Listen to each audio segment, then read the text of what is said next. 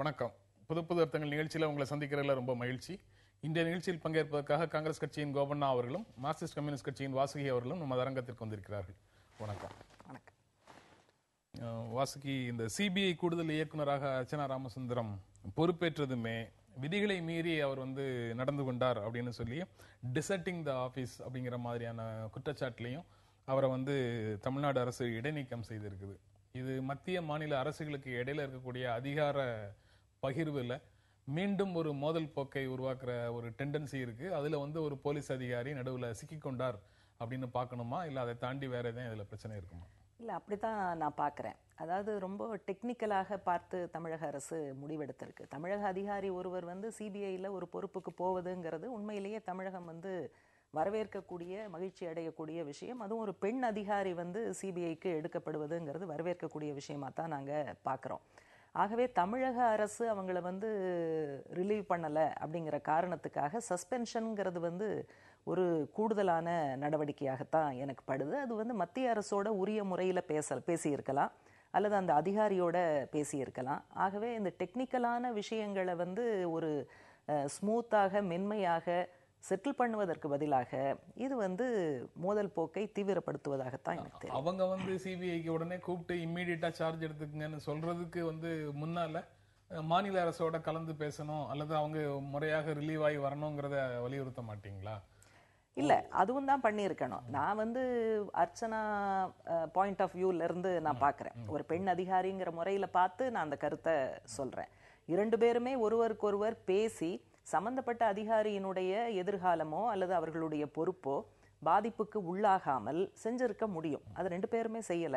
அதனால இரண்டுக்கும் இடையில் சிக்கி தவிப்பவராகத்தான் இந்த அதிகாரி இருக்காருன்னு பார்க்குறேன். அர்ச்சனா ராமசுந்தரம் பொறுத்தவரை ஒரு திறமையான ஒரு ஐபிஎஸ் அதிகாரி. அவர் கணவர் ராமசுந்தரம் ஒரு ஐஏஎஸ் அதிகாரியாக இருந்து மிகச்சிறப்பாக பணியாற்றியவர்.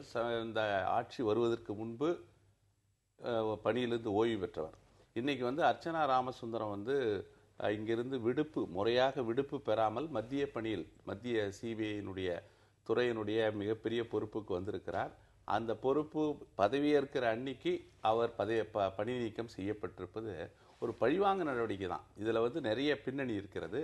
அவர் மீது ஏதோ வகையில் இந்த தமிழக அரசு ஒரு நடவடிக்கை எடுக்க வேண்டும் என்ற நோக்கத்தில் அவரை இந்த நடவடிக்கை எடுத்திருக்கிறார்கள்.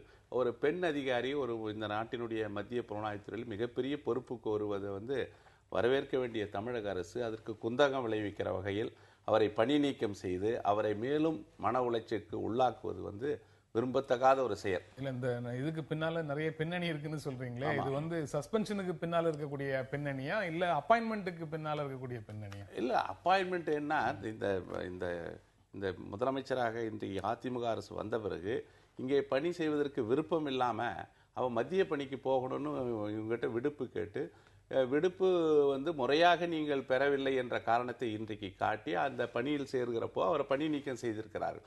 இதெல்லாம் ஒரு அட்மினிஸ்ட்ரேட்டிவாக செய்து கொள்ள வேண்டிய ஒரு பிரச்சனையை ஒரு உயர் போலீஸ் அதிகாரியை இப்படி நடத்துவது எந்த வகையிலும் ஏற்றுக்கொள்ள முடியாது. இன்னைக்கு இந்த மாதிரி செய்திருப்பதனால இது மத்திய அரசினுடைய நியமனத்திற்கும் மாநில அரசு நடவடிக்கைக்கும் ஒரு மோதல் போக்கு இன்றைக்கு உருவாகி இருக்கிறது. விரைவில் அது எந்த நிலையை அடைய போகிறதுன்னு பார்ப்போம். நிகழ்ச்சியினுடைய இந்த பகுதி புதிய செய்திகளை நமக்கு தர்றதுக்காக வனிதா காத்திருக்கிறாங்க. வணக்கம் வனிதா. வணக்கம் ஜென்ராம். இந்த நேரத்தின் புதிய செய்திகளை இப்போது பார்க்கலாம். இன்று காலை 10 மணிக்கு +2 தேர்வு முடிவுகள் வெளியாகும் நிலையில் இணையதளத்தில் உடனடியாக பார்க்க அரசு தேர்வுத்துறை நடவடிக்கை எடுத்துள்ளது. தமிழகம் மற்றும் புதுச்சேரியில் மேலும் சில தினங்களுக்கு மழை நீடிக்கும் என்று சென்னை வானிலை ஆய்வு மையம் தகவல் தெரிவித்துள்ளது. ஜல்லிக்கட்டுக்கு விதிக்கப்பட்ட தடையை எதிர்த்து மதுரை பாலமேட்டில் இன்று கடையடைப்பு போராட்டம் நடைபெறுகிறது. தமிழக அரசு புதிய சட்டம் இயற்ற வேண்டும் என போட்டி ஏற்பாட்டாளர்கள் கோரிக்கை விடுத்துள்ளனர். ஐஎஸ்ஐ உளவாளி ஜாகிர் உசேன் கைது செய்யப்பட்ட விவகாரத்தில் இலங்கையில் உள்ள பாகிஸ்தான் தூதரக அதிகாரிகளின் பெயர்களை வழக்கில் சேர்த்து சென்னை காவல்துறையினர் விசாரணை மேற்கொண்டுள்ளனர்.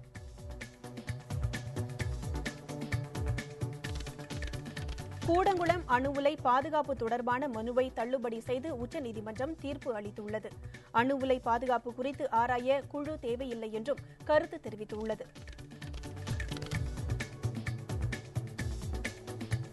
கரூர் அருகே பொக்லைன் இயந்திரங்கள் மூலம் மணல் கொள்ளை நடைபெறுவதாகவும் நீதிமன்ற தடை உத்தரவு தொடர்ந்து மீறப்படுவதாகவும் அப்பகுதி மக்கள் குற்றம் சாட்டுகின்றனர்.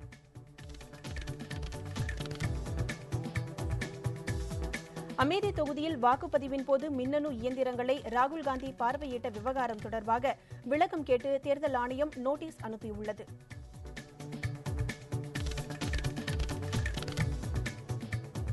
நரேந்திர மோடியின் வாரணாசி கூட்டத்திற்கு அனுமதி மறுக்கப்பட்டதில் பாரபட்சம் இல்லை என்று தலைமை தேர்தல் ஆணையர் சம்பத் விளக்கம் அளித்துள்ளார்.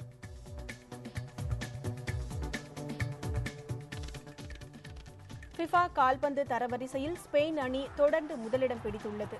மேலும் பிரேசில் அணியும் முன்னேற்றம் கண்டுள்ளது.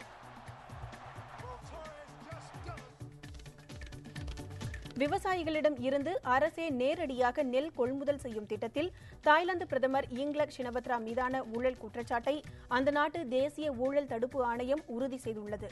இதனால் 5 வருடங்கள் அரசியலில் ஈடுபட ஷினவத்ராவிற்கு தடை விதிக்க வாய்ப்பு உருவாகியுள்ளது.